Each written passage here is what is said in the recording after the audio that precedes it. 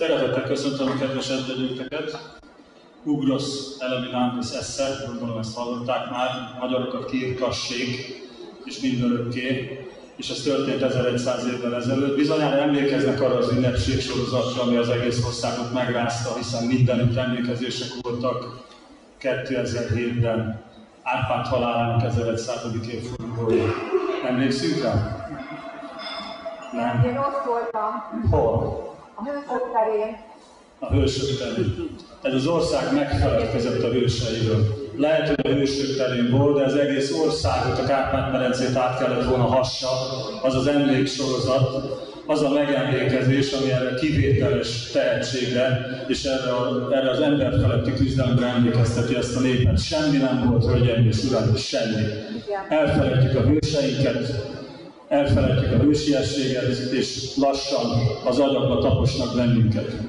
Én az Egyesült Államokban az egész világon tanítok, de amikor ott voltam, egy nyugalmazott amerikai tábornok odajött hozzám és gratulált, azt mondta, hogy hát fantasztikus, hogy még ilyet lehet látni, ezt az ősi harcgondot valaki gyakorolja. Megismerkedtünk, beszélgettünk, majd kiderült, hogy az amerikai katonai akadémián ezt a 907-es csatát tanítják. Olyan kiugró katonai siker és egy olyan teljesítmény, 4 napon át tartott a csata. Ha belegondolnak, hogy milyen fizikai felkészültséget igényelt, és ne abba gondolkodjunk, hogy egy jól képzett hadsereg lendült itt szembe ezzel a 100 000 fővel, hanem a magyar férfi lakosság lóra ült és megvédte a hazáját. Ezek nem mindegyike képzett harcosok voltak, hiszen akkoriban minden férfi harcosnak született.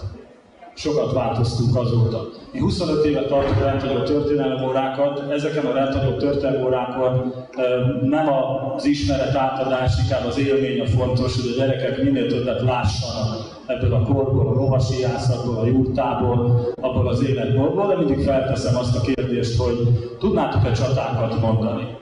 És itt az óvodáktól, az általános iskolákon át, a középiskoláktól, az egyetemekig minden generáció megfordul, évente több ezer gyerek, és 25 év alatt rengetegen voltak már a vendégek, 2 csatát mondanak, Augsburgot és Merseburgot. Azért mondják ezt a 2 csatát, mert ezeket tanítják meg velük.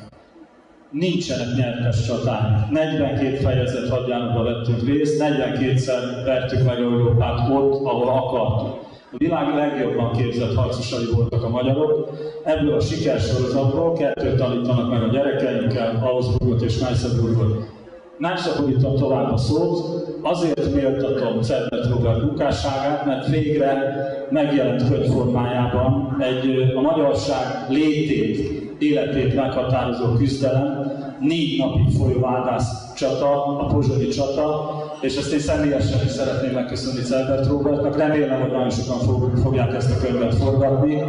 És uram, bocsán, egyszer, nem tudom, hogy megérjük-e, hogy a tankönyveinkbe is be fog kerülni, és talán egy kicsit megváltozik a szemlélet, talán egy kicsit több valóság kerül be a magyar történelemről, talán egy kicsit objektíven fogják tanítani a magyar történelmet, nem tudom, megérjük-e, de minden esetben harcolok ezért a dologért, és méltatom Cerbert Róbertet, hogy létrehozta ezt a könyvet. Nagyon sok élményt kívánok mindenkinek, és jó szórakozást ehhez a könyvhöz.